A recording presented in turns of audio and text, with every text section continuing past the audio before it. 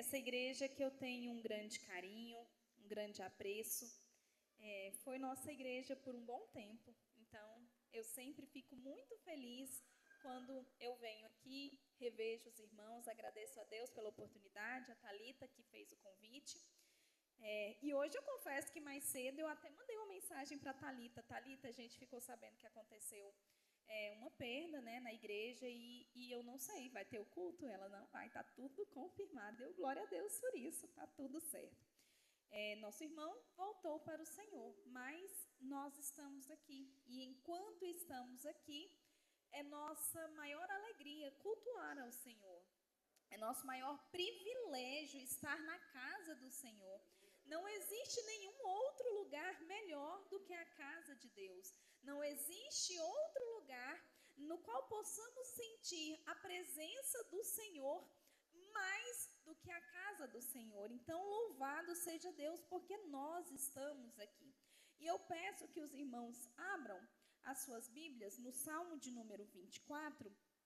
Nós leremos 3 versículos, 24, versículos 7, 8 e 9, e vamos meditar um pouco acerca desses 3 versículos. É certo que nós sabemos que a palavra do Senhor ela é viva e eficaz. Nós sabemos que a palavra do Senhor ela faz transformação. E nós sabemos também que nós podemos ser solo fértil hoje para receber da palavra do Senhor. O Senhor, certa vez, ele contou uma parábola do semeador e ele afirmou que aquele semeador jogava sementes.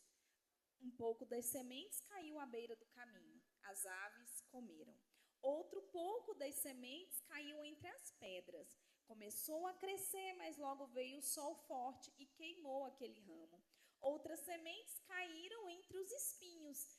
Sufocadamente cresceu ali aquela planta, mas os espinhos não permitiram que ela frutificasse. Contudo, outra parte da semente caiu em terra boa, em solo fértil, e essa planta cresceu e frutificou a 30, 60 e a 100. Então, eu desejo hoje que você seja solo fértil, terra fértil, lugar fértil para receber a palavra do Senhor e para frutificar não só um por um, mas um por 30, um por 60 e quem sabe teremos a grata satisfação de frutificarmos 100 vezes mais. Salmo capítulo 24, versículo 7 diz o seguinte: levantai as vossas cabeças, ó portões, levantai, ó portas eternas, e o Rei da Glória há de entrar. Quem é este Rei da Glória? O Senhor forte e poderoso, o Senhor poderoso na batalha. Levantai as vossas cabeças, ó portões, também levantai, ó portas eternas, e o Rei da Glória há de entrar. Finalizo dizendo: quem é esse Rei da Glória? O Senhor dos Exércitos, Ele é o Rei da Glória. Aleluia! Os irmãos podem se assentar e nós vamos falar um pouco aqui sobre um dos salmos que compõem uma trilogia de salmos. Eu acho lindo quando a gente se propõe ao estudo, à meditação de um ou outro salmo, porque os salmos são cânticos, são louvores produzidos por diversos autores ao longo do tempo, do tempo bíblico. E aí nós temos salmos de Davi, nós temos salmos de Asaf, nós temos salmo de Moisés, e esse em especial é um dos salmos de Davi. Faz parte de uma trilogia, ou seja, um conjunto de 3 salmos, que ressaltam sobre a figura do pastor. Nós temos Salmo 22, Salmo 23 e Salmo 24, que devem ser lidos e estudados em conjunto, porque um completa o outro. Salmo de número 22 traz a figura do pastor que dá vida pela sua ovelha. Ele começa com aquelas palavras que Jesus entoa lá na cruz do Calvário. Ele começa falando o seguinte: meu Deus, por que me abandonaste? O Salmo de número 22 traz a figura da cruz, traz o sofrimento de Cristo, traz o sofrimento daquele pastor que ama tanto a sua ovelha, que entrega a sua vida por ela, que rende a sua vida pela ovelha e a ela se sacrifica. Salmo de número 22, se nós pudéssemos colocar uma imagem para simbolizar, nós colocaríamos a cruz. Já o Salmo de número 23 traz a figura do pastor que cuida da sua ovelha, do pastor que apacenta a sua ovelha, do pastor que coloca as ovelhas num lugar seguro. Salmo de número 23 traz a figura do cuidado, e aí a gente representa pelo cajado. Então ele fala o seguinte: o Senhor é meu pastor, nada terei falta. Ele me faz andar em passos verdejantes. Ele refrigera a minha alma por amor do seu nome. Ele me conduz mansamente às águas tranquilas. Olha, o meu pastor, ele é tão bom que ele cuida de mim. Se eu me desgarrar, ele com o seu cajado me traz de volta. Se eu precisar de consolo, ele me consola. Ele me dá um alimento, ele cuida de mim. Salmo de número 23, nós entendemos como o salmo do cajado, porque simboliza o cuidado que o pastor tem para a sua ovelha. E eu não sei se você já conseguiu captar a mensagem. Você é ovelha do seu pastor. O seu pastor, o supremo pastor, o pastor majestoso, Cristo Jesus, ele cuida de cada um de nós. É certo que em uma determinada ocasião, os discípulos começaram a ficar apavorados, preocupados com o que iriam fazer, com o que iriam comer, com o que iriam se vestir. Aí Jesus vira para eles e traz uma figura emblemática e muito perspicaz. Ele fala o seguinte: olha, olhai as aves do campo, olhai os lírios, né? As aves do céu, os lírios do campo. As aves dos céus, elas não semeiam, mas elas têm alimento todos os dias. O Senhor as dá de comer. Nenhuma delas planta. Nenhum passarinho vai lá e semeia uma sementinha para ali colher um fruto. Mas o Senhor cuida de cada um deles. Olha para os lírios do campo. Eles não tecem, eles não costuram, eles não vão às lojas mais importantes para comprar tecidos, mas nem mesmo Salomão, em toda a sua majestade, se vestiu melhor do que os lírios dos campos. Agora o Senhor Jesus vira para os discípulos e fala o seguinte: olha para você, que é filho de Deus. Você não é um pássaro, você não é uma flor, uma planta, né? E o Senhor não vai cuidar de você? É claro que Ele cuida. Então não se preocupeis com o que vocês vão comer ou com o que vocês vão vestir, porque o Senhor dará o sustento, o Senhor dará a provisão, o Senhor dará tudo o que você precisar. Tão somente busque em primeiro lugar o reino de Deus e a sua justiça. Essas coisas que vocês precisam, o Pai Celestial sabe que vocês precisam e Ele proverá, Ele trará, Ele fará. Então o Salmo de número 23, representado pelo cajado, representa a figura do pastor que cuida. Então nós temos um pastor que dá a vida pelas ovelhas, representado no Salmo de número 22. Nós temos um pastor que cuida das suas ovelhas, representado no Salmo de número 23. E nós temos agora o supremo pastor, aquele que galardoará as suas ovelhas. Nós temos o supremo pastor, o supremo rei, que voltará em glória para galardoar as suas ovelhas. Eu acho que você não conseguiu entender. Você tem um pastor que deu a vida por você. Você tem um pastor que cuida de você. E você tem um pastor que voltará por você. um pastor que voltará para, em toda sua glória e majestade, galardoar você. Então, enquanto o Salmo de número 22, nós temos a figura, no Salmo de número 22, nós temos a figura do pastor que morreu pelas ovelhas, representado pela cruz. No Salmo de número 23, nós temos o pastor que cuida, representado pelo cajado. No Salmo de número 24, nós temos a figura do pastor que representa a coroa de glória.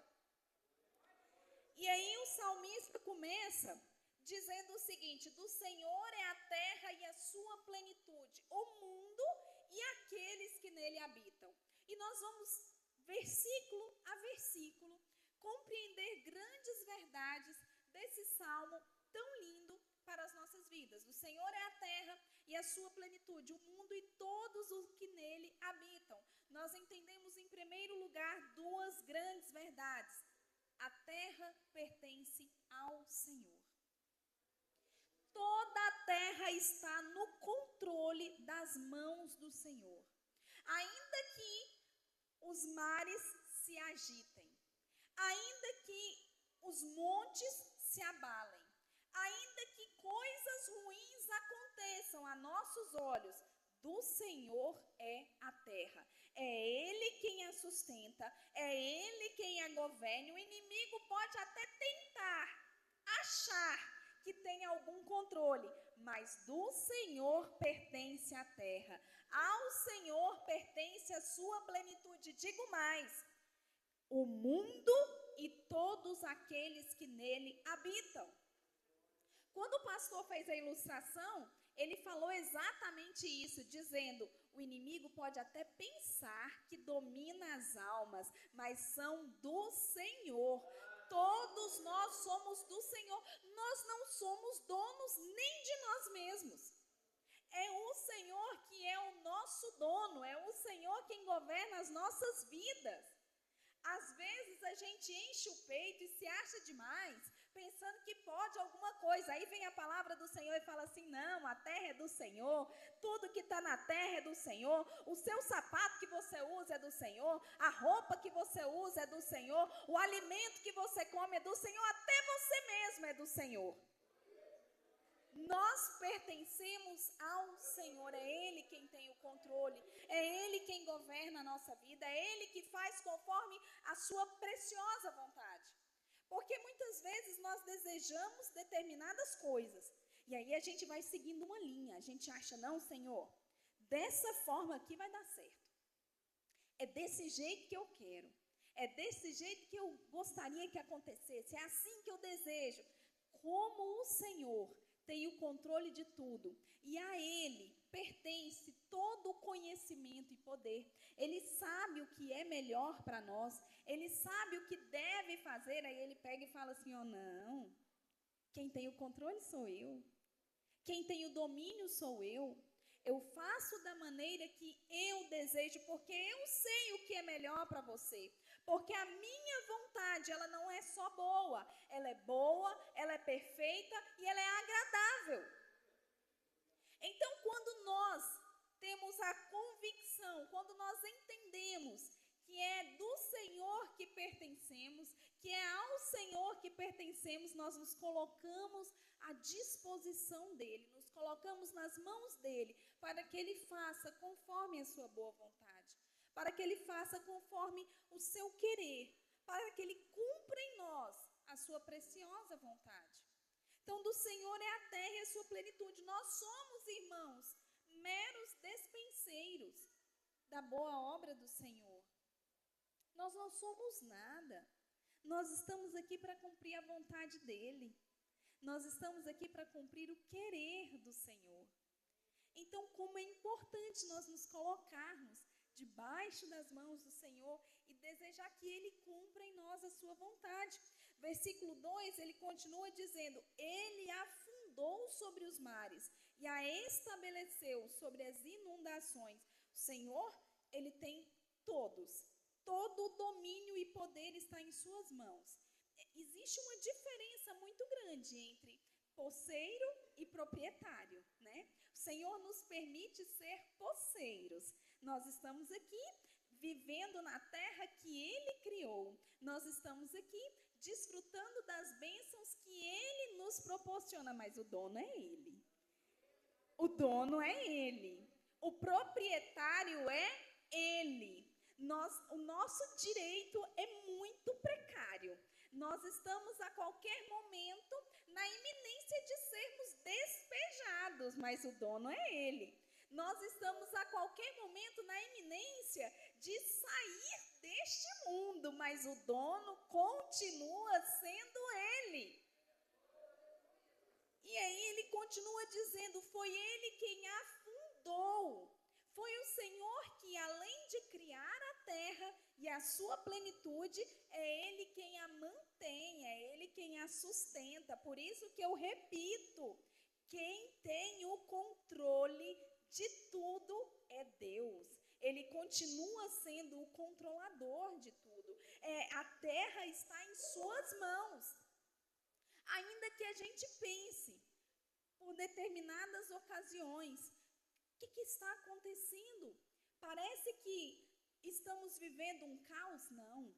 Ainda assim, o Senhor tem o controle de tudo em suas mãos. E Ele, dia após dia, sustenta a terra, sustenta a cada um de nós que aqui estamos.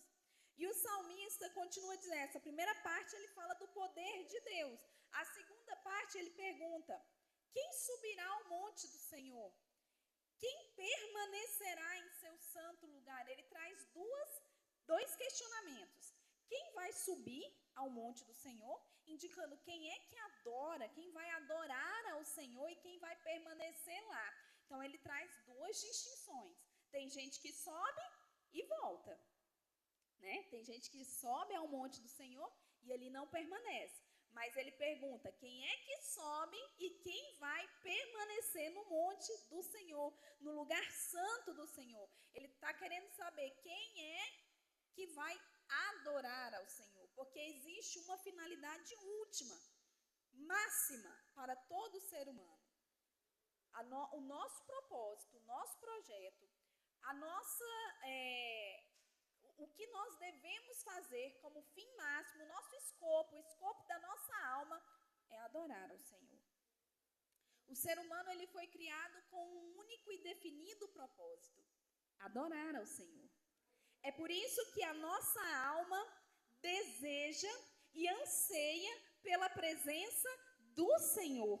Quando o Senhor ele cria Adão, faz ali aquele boneco, deixa aquele boneco ali sobre a terra, inanimado, sem nenhum movimento, o Senhor sopra de seu fôlego de vida nas narinas de Adão. E aí, a partir daquele momento, Adão se torna um ser vivo, se torna um ser humano vivo. Parte do fôlego de Deus vai para Adão. É por isso que a nossa alma está intrinsecamente ligada ao Senhor. É por isso que nós temos saudade do céu. É por isso que nós temos desejo pelo céu. É por isso que a nossa alma, como o salmista relatou em outro momento, que a nossa alma é como a corça, que anseia pelas águas, como a terra seca, que deseja a chuva. Assim é a nossa alma, nós desejamos ardente e fervorosamente adorar ao Senhor. É por isso que quando nós estamos na casa do Senhor, nós nos alegramos na presença do Senhor. É por isso que quando a gente começa a glorificar a Deus, a nossa alma vai sentindo algo tão maravilhoso, quando a presença do Senhor inunda o nosso ser, porque é como se nós estivéssemos reconhecendo a grandeza, a grandiosidade, a maravilha que é a presença do Senhor. O salmista pergunta, e aí, quem vai adorar? Quem é que vai subir o Monte Santo? Quem lá vai permanecer? A palavra do Senhor é clara quando afirma que o Senhor, está com os seus olhos a procurar aqueles que o adorem em espírito e em verdade. É como se o Senhor, assentado no seu trono, olhasse a terra e perguntasse: quem é que vai me adorar hoje? Quem é que vai me adorar hoje? Quem é que vai me exaltar? Porque o Senhor precisa disso? Não, mas porque Ele se alegra. Ele, com a sua adoração, continua sendo Deus.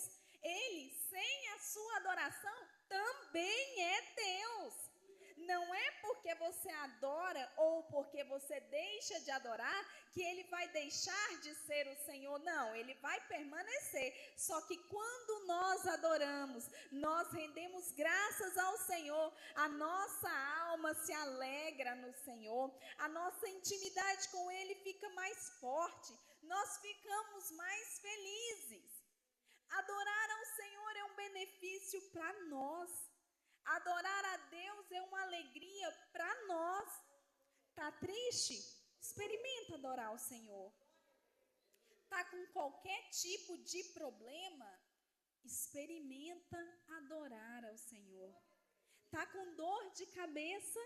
Experimenta adorar ao Senhor. Olha, irmãos, a adoração é um remédio poderosíssimo. Poderosíssimo.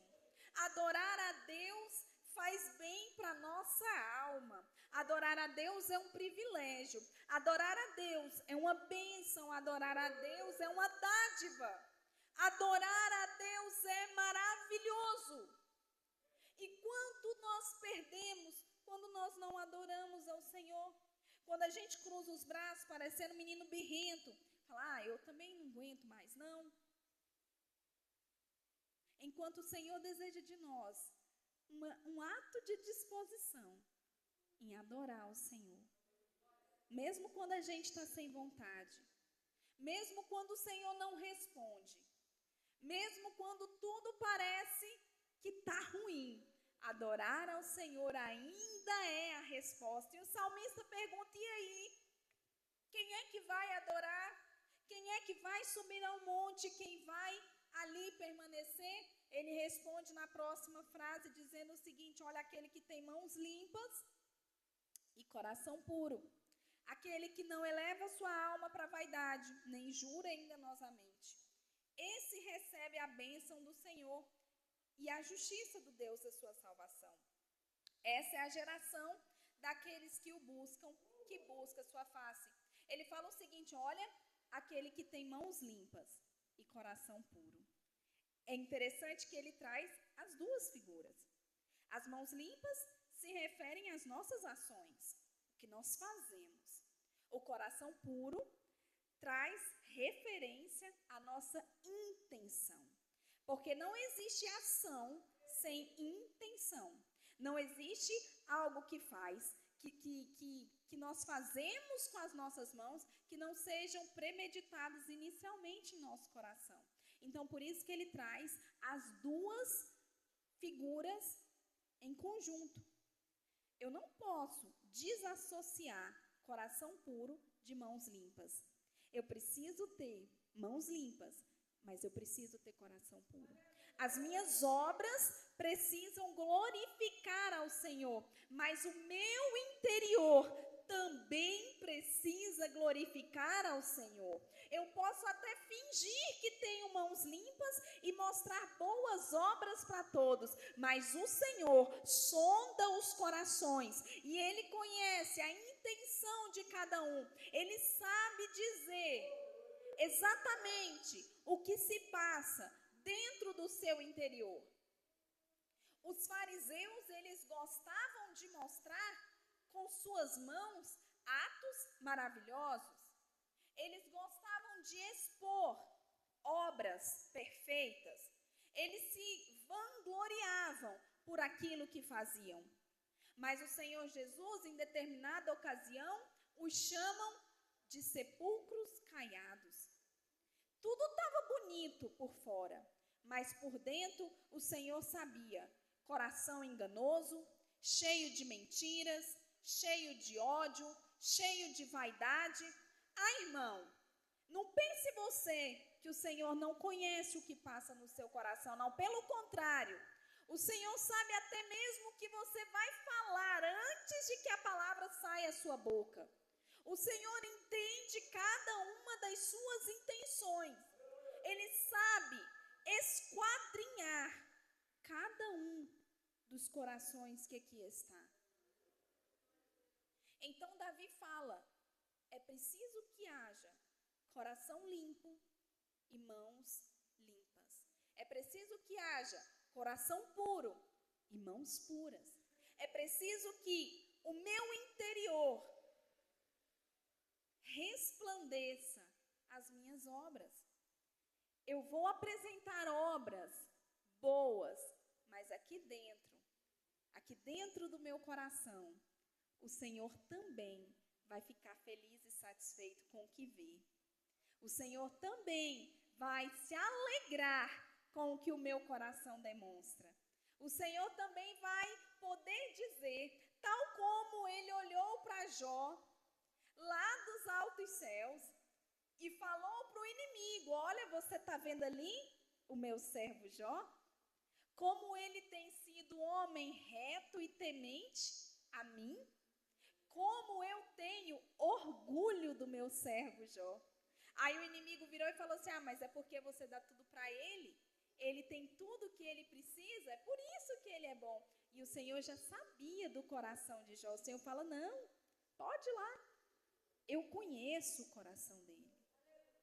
Eu conheço o coração do meu servo Jó. Eu sei quem ele é. O Senhor conhece a intenção do nosso coração. O Senhor sabe quem nós somos. O Senhor vê a humildade e a sinceridade do seu coração. Mas o Senhor também vê a vaidade, a soberba, o engano. Enganoso é o coração, irmãos. E importante é que nós apresentemos ao Senhor mãos limpas e coração puro. Seguindo, o Senhor concederá a bênção a estes, o Senhor concederá justiça a estes verdadeiros adoradores, o Senhor abençoará a sua geração. Porque ser um adorador abençoado, ser um adorador de excelência, não traz bênção só para a gente. Traz bênção para a nossa geração. Traz bênção para a nossa família. Traz bênção para a nossa descendência. Ei, mãe e pai que tem orado e buscado e intercedido pelos seus filhos, não se engane. O Senhor tem colhido as suas lágrimas. O Senhor tem colhido a sinceridade do seu coração. E eu creio que o Senhor abençoará como já tem abençoado a sua descendência, a sua geração. Nós precisamos confiar que o Senhor tem cuidado dos nossos e que essa entrega de mãos, essa entrega de coração traz efeito para a nossa geração, para a nossa descendência. Ele finaliza essa parte, os primeiros 2 versículos, ele fala do Senhor, do 3 ao 6, ele fala de nós, daqueles que adoram, da essência do adorador, e a partir do versículo 7, ele começa uma gloriosa apoteose. Ele começa a narrar uma grandiosa entrada do Rei da Glória. Ele começa a traçar a entrada triunfal do Rei da Glória. Ele fala o seguinte: levantai, ó portas, as suas cabeças. Levantai vossas cabeças, ó portões. Levantai, ó portas eternas, e o Rei da Glória há de entrar. O salmista pergunta, mas quem é esse Rei da Glória? Quem é o Rei da Glória? E nós precisamos entender quem é o Rei da Glória. É interessante que a figura do rei, da majestade, da coroa, é uma figura enigmática. É lindo que, quando João está lá na ilha de Patmos, ele vê um grande livro selado e ele tem vontade de saber o que está escrito ali. Só que capítulo 5 de Apocalipse relata que ninguém era digno de abrir aquele livro. E aí João começa a chorar. Copiosamente João chora. Quem vai abrir o livro? Quem é digno de abrir o livro? Ninguém aparece para abrir o livro. E João começa a chorar em desespero, porque ele precisava saber o que estava escrito no livro, ele precisava ver o livro aberto. E ninguém aparecia para abrir. Em determinado momento, um dos anciãos chega até ele e fala: calma. Capítulo 5, versículo 5 também de Apocalipse. João, naquele choro, um dos anciãos vira para ele e fala o seguinte: calma, eis aí, quem pode abrir o livro? Fique tranquilo, que eis aí o leão da tribo de Judá. Ele pode abrir o livro. Um dos anciãos me disse: não choreis. Eis que o leão da tribo de Judá, a raiz de Davi, prevaleceu para abrir o livro e romper os seus 7 selos. O leão da tribo de Judá, a raiz de Davi. Nós precisamos entender quem é o leão da tribo de Judá. Jacó, ele estava em seu leito de morte, ele, deitado, reúne todos os seus filhos. E ele precisava proferir a bênção para cada um de seus filhos. Gênesis capítulo 49, Jacó começa a abençoar os seus filhos. Então ele chama Rúben e profere a Rúben uma bênção. Infelizmente, por conta da trajetória da vida de Rúben, Rúben perde a sua primogenitura. Rúben era o primeiro filho de Jacó, Elia. Então, pela lei, ele receberia a melhor bênção. Ele receberia a bênção da primogenitura. Mas, por conta de tudo que ele fez, por conta de ter se deitado com Bila, Jacó vira para ele e fala o seguinte: você perdeu a sua bênção, Rúben. E a bênção de Rúben não é agradável. Jacó chama Simeão e Levi e também profere bênçãos pesadas. É curioso a gente pensar nisso, mas Jacó vira para Simeão e Levi e fala: olha, vocês serão dispersos da terra. Vocês foram muito impiedosos. A ira do coração de vocês é muito grande. Acontece um episódio com Diná, irmã deles, e eles vão até Siquém e matam a todos. Matam o rei dali, matam o moço que fez o grande pecado com Diná. Então eles eram muito irados. E naquele momento eles recebem uma bênção pesada também. Aí Jacó chega em Judá. Jacó chama Judá e profere uma bênção enigmática. Profere palavras que a gente não entende. Naquele momento, ele começa a falar para Judá: Judá, você é como um leão. Você é como um leão forte. Você vai atrás das presas e volta poderoso. Você é aquele a quem os seus irmãos temerão. Os seus irmãos ficarão em sua volta e te bajularão. Judá, o cetro nunca se afastará da sua casa. Judá, a lei nunca se afastará dos seus pés, até que venha aquele a quem é de direito, até que venha aquele a quem todo o poder pertence. Irmãos, nós estamos falando de Gênesis capítulo 49. Nós estamos falando lá do princípio. Nós estamos falando de Jacó abençoando os seus filhos. Aí ele fala o seguinte: o cetro nunca vai se afastar das suas mãos. A lei nunca vai se afastar dos seus pés, até que venha aquele a quem de direito pertence, aquele a quem todo poder e majestade pertence. É por isso que Jesus é o leão da tribo de Judá, porque Jesus vem da linhagem de Davi. Davi vem da tribo de Judá. Então, quando o salmista pergunta o seguinte: quem é esse rei da glória? Apocalipse capítulo 5 responde: o leão da tribo de Judá. Ele é o rei da glória. Ele é aquele que merece todo o poder e majestade. Ele é aquele de cujas mãos o cetro jamais se afastará. Ele é o rei da glória. Levantai-vos, ó portas eternas, para que entre o Rei da Glória. Aí vem Jesus triunfante, aquele que venceu o inferno e a morte, aquele que venceu o poder do pecado, aquele que venceu para te libertar. Ele entra pelos portais eternos, ele se assenta à destra de Deus Pai, ele recebe a coroa da vida e ele reinará eternamente. Ele é o Rei da Glória.